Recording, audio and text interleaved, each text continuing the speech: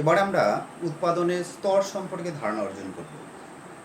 তোমরা গত ক্লাসেই উৎপাদনের বিভিন্ন রেখা সম্পর্কে ধারণা অর্জন করেছ। মোট উৎপাদন রেখা, গড় উৎপাদন রেখা ও প্রান্তিক উৎপাদন রেখা।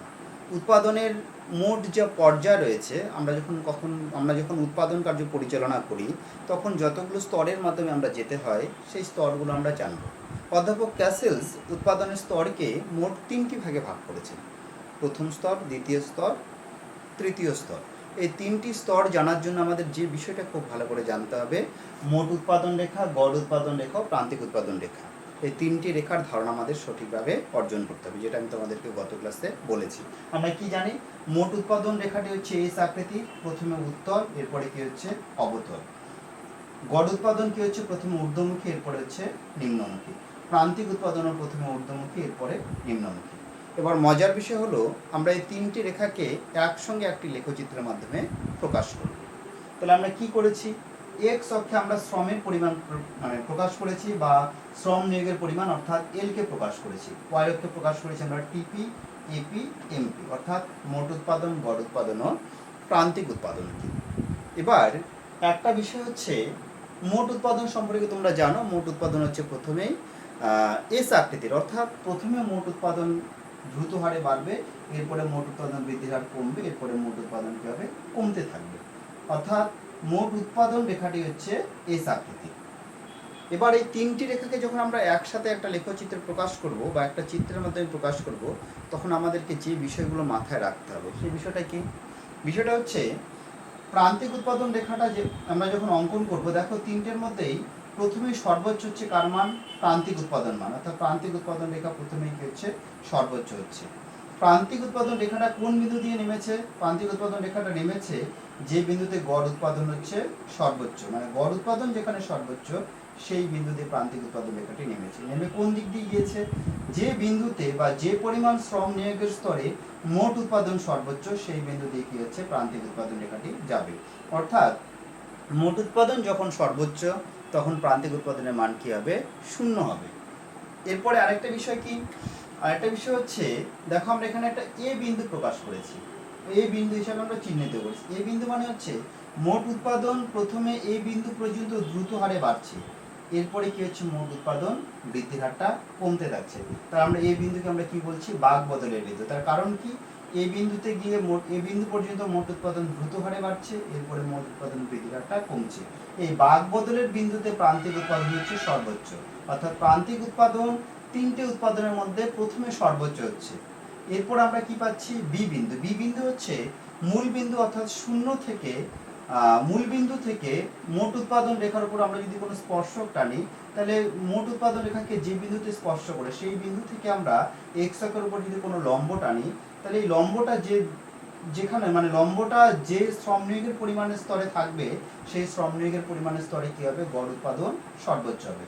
অর্থাৎ এই স্পর্শকটা টিপিকে যে বিন্দুতে স্পর্শ করবে সেই স্তরে গড় উৎপাদন কি হবে, সর্বোচ্চ হবে। এই বিন্দুতে গড় উৎপাদন প্রান্তিক উৎপাদন সমান হবে।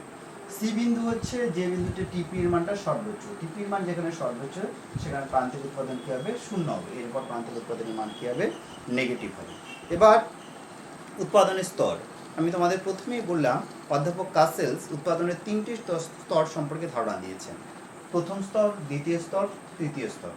প্রথম স্তর কি, প্রথম স্তর হচ্ছে ও এন পর্যন্ত হচ্ছে উৎপাদনের প্রথম স্তর। আমরা শ্রমের পরিমাণ পরিবর্তন করছি, মূলধনের পরিমাণ বা অন্যান্য যা সমস্ত উপাদান রয়েছে সেসব পরিবর্তন করতে পারছি না। অর্থাৎ এখানে আমরা উৎপাদনের স্বল্পকালীন উৎপাদন অপেক্ষা নিচ উৎপাদনের সমস্ত উপাদান পরিবর্তনশীল, সমস্ত উপাদান স্থির, একটা উপাদান কি আমাদের পরিবর্তনশীল। তাহলে আমরা শ্রমিক এখানে পরিবর্তন করছি। এই ওএন স্তর পর্যন্ত হচ্ছে আমাদের উৎপাদনের প্রথম স্তর। ওএন স্তরটা আমরা কি করে বুঝবো, ওএন স্তর হচ্ছে যে বিন্দু পর্যন্ত আমাদের কি হচ্ছে, গড় উৎপাদনের মানটা সর্বোচ্চ হচ্ছে। এই ওএন স্তর পর্যন্ত খুব ভালো করে দেখো তো আমরা কি দেখতে পাচ্ছি, ওএন স্তর পর্যন্ত এই যে প্রথম স্তর, এখানে আমরা দেখো তোমরা এই ছকটা যদি লক্ষ্য করো, এখানেও বুঝতে পারো উৎপাদনের প্রথম স্তর কিভাবে রয়েছে। এই প্রথম স্তরে কি কি রয়েছে, এই ছকটা ভালো করে দেখবে।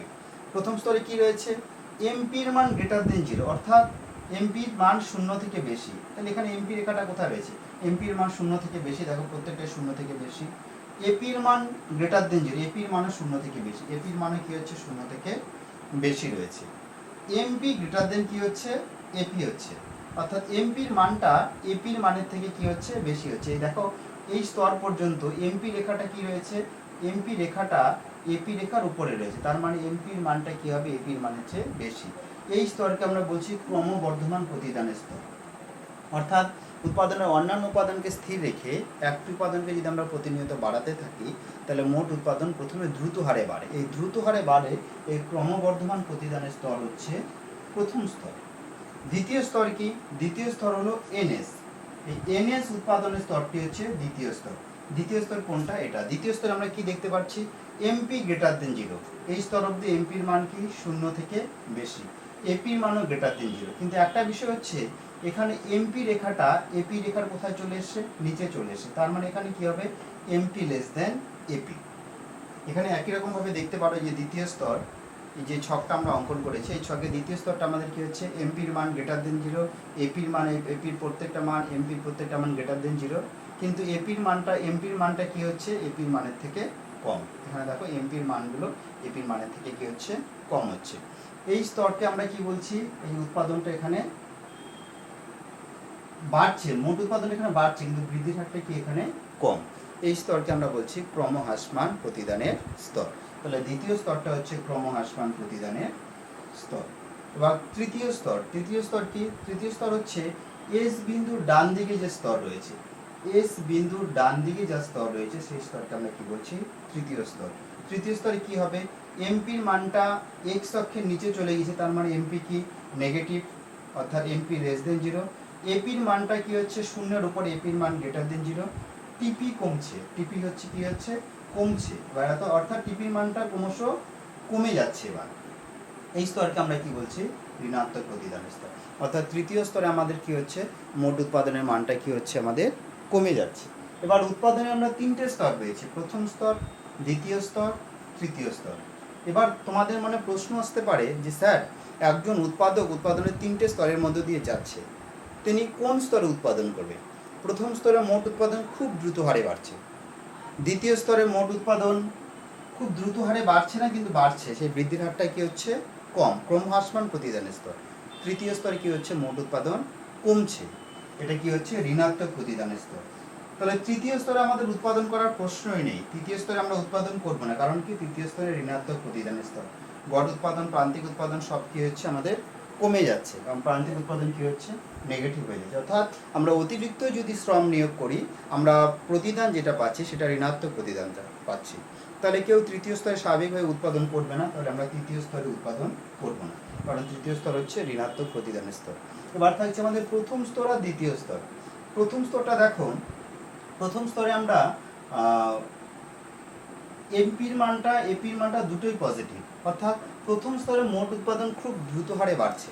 মোট উৎপাদন যখন দ্রুত হারে বাড়ে, তোমরা দেখো উৎপাদনের দুরকম উপাদান রয়েছে, একটা স্থির উপাদান, একটা পরিবর্তনশীল উপাদান। আমরা এখানে পরিবর্তনশীল উপাদানের পরিবর্তন করছি, তাহলে পরিবর্তনশীল উপাদান যত পরিবর্তন করছি প্রথম স্তরে, তত আমরা কি স্থির উপাদানের কি করতে পারছি, সঠিক ব্যবহার করতে পারছি। স্থির উপাদানের একটা সঠিক ব্যবহার বা সর্বোচ্চ ব্যবহারের একটা ক্ষমতা রয়েছে, সেই সর্বোচ্চ ব্যবহারের ক্ষমতা পর্যন্ত কিন্তু কি হচ্ছে, প্রথম স্তর, মানে মোট উৎপাদন বেড়েই যাচ্ছে, এটা ক্রমবর্ধমান প্রতিদানের স্তর। কিন্তু এই স্তরে কি বলবো, তো আমরা উৎপাদন করব না, কারণ আমরা কি জানবো যে আমাদের মোট উৎপাদন বেড়ে যাচ্ছে, আমাদের আরও উৎপাদন বৃদ্ধির সম্ভাবনা রয়েছে।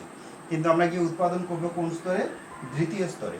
দ্বিতীয় স্তরে কি হবে, মোট উৎপাদনটা বাড়বে, কিন্তু মোট উৎপাদন বৃদ্ধির হারটা কি হবে, ক্রমশ কমতে থাকবে। তাহলে দ্বিতীয় স্তরকে আমরা বলবো অর্থনৈতিক স্তর, প্রথম স্তরকে বলবো আমরা অনঅর্থনৈতিক স্তর, তৃতীয় স্তরকে আমরা বলবো অনঅর্থনৈতিক স্তর। তাহলে উৎপাদনের মোট আমাদের কটি স্তর রয়েছে, উৎপাদনে আমাদের মোট 3টি স্তর রয়েছে। 3টি স্তর সম্পর্কে তোমাদের প্রাথমিক ধারণা আমি দিলাম।